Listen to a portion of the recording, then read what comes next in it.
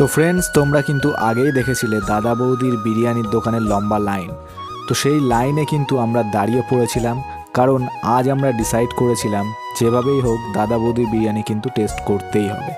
তো ফাইনালি একটুখানি ভিতরে ঢোকার পর আমরা দেখছি বড় বড় হাঁড়িতে বিরিয়ানি হচ্ছে, এবং তারপরে আমরা সেই লাইন ভেঙে ভিতরে ঢুকে যাই, যেখানের এমবিয়েন্স কিন্তু দুর্দান্ত।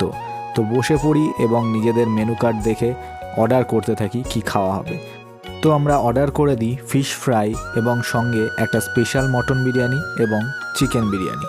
আমরা তিনজন 3 প্লেট বিরিয়ানি কিন্তু খেতে পারবো না, তাই দুটোই অর্ডার দিই, কিন্তু কোয়ান্টিটি ভালোই ছিল। আর যখন বিরিয়ানি আমরা টেস্ট করলাম, শুরু ভালোই লাগছিল। যারা একটু রিচ পছন্দ করে তাদের জন্য এই বিরিয়ানিটা, কারণ একটু স্পাইসি আছে আর সঙ্গে একটু রিচও। তো আমাদের মোটামুটি লেগেছিল বিরিয়ানিটা। তোমরা কারা কারা খেয়েছো এবং কমেন্টে জানিও কেমন লেগেছে।